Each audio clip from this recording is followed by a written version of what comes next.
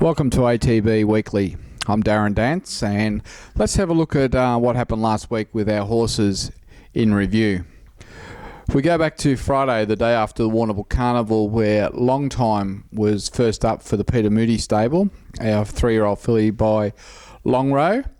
And at Bendigo, she was far too good for them, winning over 1,200. That nice filly by Longrow, certainly bred to run further, but it was pleasing to see her win first up in the Peter Moody yard. Her previous start in her career, she'd run second, so it was good, and she's off to Melbourne in a couple of weeks and looks quite a really promising filly. On the Saturday, we had Delbedient run for us. She was probably disappointing at Benalla, but she's probably a filly limited ability, and her future just remains under question at this time. On Saturday night, we went across to Newmarket in the new UK, where we had Dandino stepping out for us for the first time in the Marco Body Yard.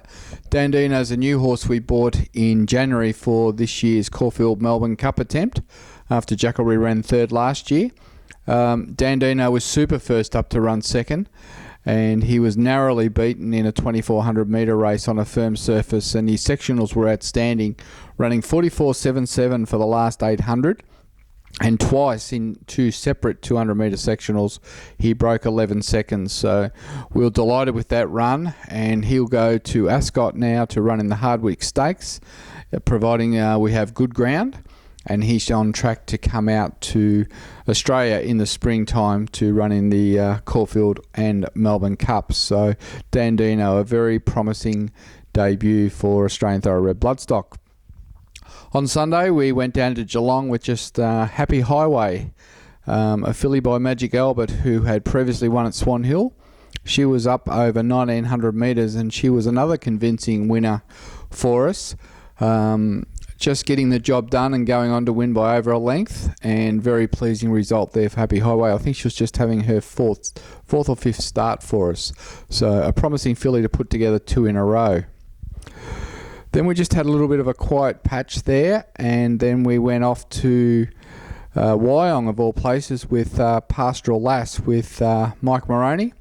Pastoral Lass was on trial for a tilt at the Queensland Oaks, but unfortunately, she only finished midfield at Wyong, so we'll give the Oaks a miss. She's probably just not up to that at this stage.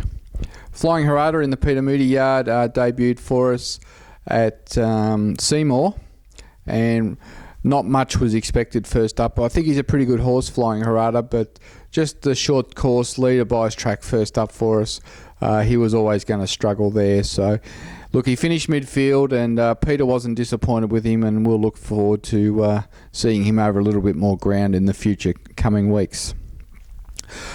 Moving forward, we now go to Adelaide tomorrow, where we've got three starters, all in the Darren Weir yard, all competing in group races, which is quite astounding, really.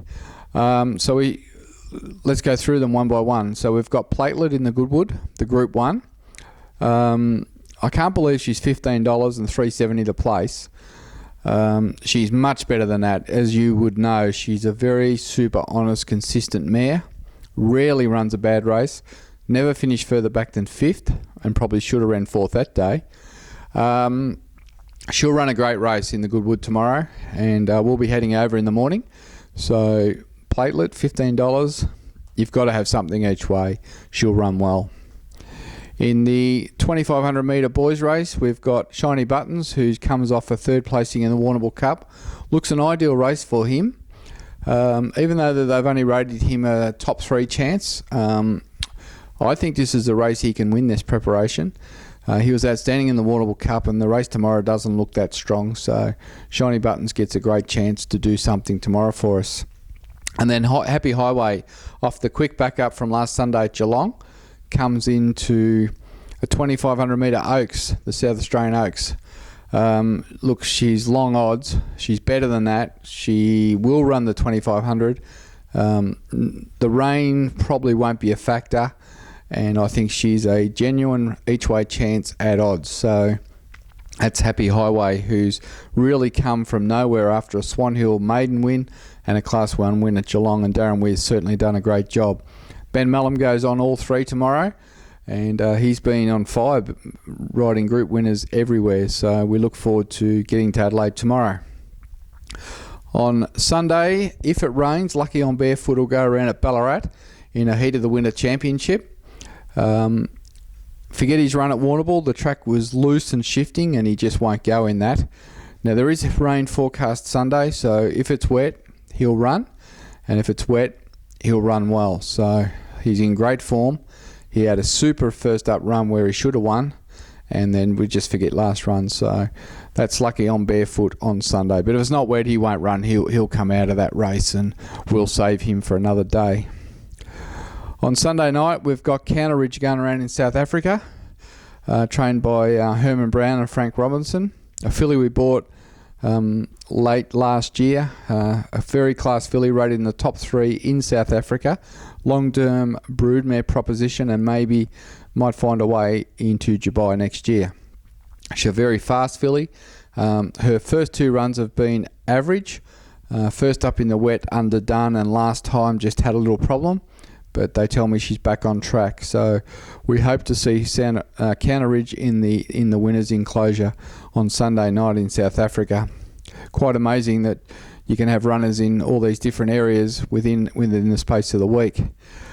Moving forward from that, just as he has a look at the guide, we go to Horsham on Monday, and at this stage we'll probably scratch St. Therese because she's drawn a wide gate, and we'll save her for another day because Horsham's a tight track, and you need to be on speed.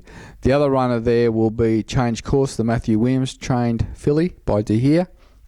And if this rain eventuates, which is forecast for Sunday and Monday, and we do get a wet track there, I think Change Course will be winning her first race, coming off a couple of good placings in her 2 starts to date. So that's our runners coming up.